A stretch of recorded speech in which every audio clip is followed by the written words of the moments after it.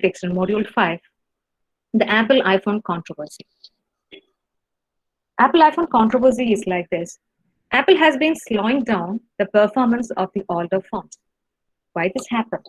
Because the customers who are using the older versions of Apple iPhones experience a slowing down of their, older phones, and they were not able to use many of the apps that has been in their older versions.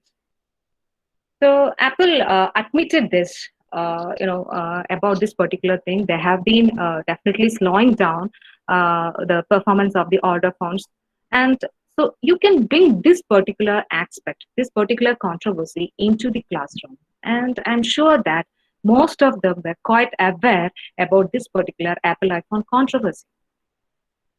And I'm sure that our students, especially boys, they will be explaining to us what has really happened, what is undergoing. So this was critics have said that this is a technique, or this is a trick followed by Apple just to make the older customers to switch on to the newer versions of Apple iPhone, which is much higher costly, which is much costly. And Apple has given an explanation that they have done this because in order to save the processor of the older versions, they have given some technical explanations, because if the battery is demanding high power, that will be damaging the processor. So in order to save the processor and prolong its life, they have slowed down the performance of the older phones, etc., which could not be acceptable, because once the older phones has been sold to the customers, Apple has no authority, without seeking the permission of the customers, to slow down the performance of their older versions.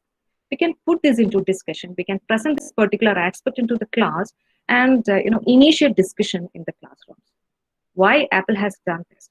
So Apple has given several explanations, but the customer associations have strictly protested against this Apple's policy, because it is like this. They are telling that, see, if a house owner sells his house to another party, and everything, all the payments has been closed and everything is over, after some period of time, the person who sold the house came and dig the soil in front of this house, claiming that a flood is going to come. So he wanted to protect that older phone from the flood.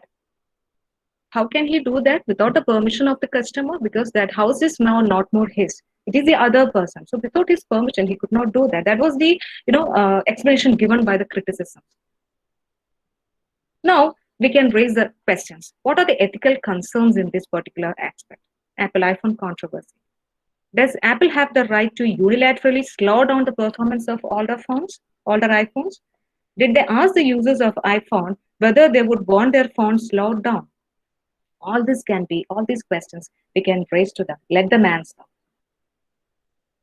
Now, you might be asking, like, how is this possible in a class of, say, 60 students or so? It is possible. There are different ways how we can initiate a discussion like this. Either we can divide the class into different groups. At the initial classes, we can give a particular group. Maybe one group might contain only 5 or 6 students. Like this, we might be having 10 groups, or less than 10 groups. And we can raise this question, let them work out. Each and every student in a particular group has to work on it, and they have to give an answer. And there are different ways also. And along with this, we can also explain some of the earlier charges against Apple. Apple has been reluctant to sell the replacement batteries for their phones. So that aspect also can be looked into. And one of the so here again, the Apple's trick was to prompt the customers to buy the newer versions of Apple, but it has its own negative impact.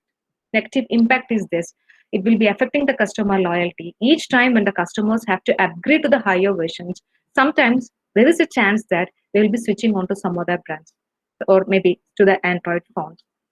Apple has been widely criticized for their secretive nature. Transparency is very important, because the customers have the right to know what the Apple is offering them. Apple is known for being secretive. Even the employees are provided information only when needed. However, after this dispute, the media will try to swoop in on Apple's policies, and if Apple continues to act secretive, they may be viewed in a negative light.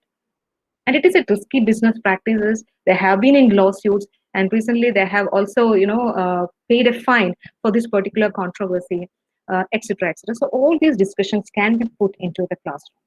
It also creates a negative impact in the environment. When the consumers dump their old phones and buy new ones, and they start generating large amounts of electronic waste. So all this can be put into a discussion. Now, one major benefit of having these kinds of discussions in the classroom is that not every student in a class might be aware of all these aspects. I think especially ladies or the girl students, or many of the students might not be knowing about these particular aspects. When we are initiating these kinds of discussion in the classrooms, everyone came to know about this. Let them think about it and let them, critically think whether they are doing is ethical or unethical. What is the right move? What should have Apple done before slowing down the phones? Is it a good practice of not selling the replacement batteries for their phones, etc., etc.? Let us have a discussion. And when we have this discussion, there are another ways also. We can ask them to write down their queries in their notebooks, and we can call upon randomly some of the students and stand up and give their explanations for this.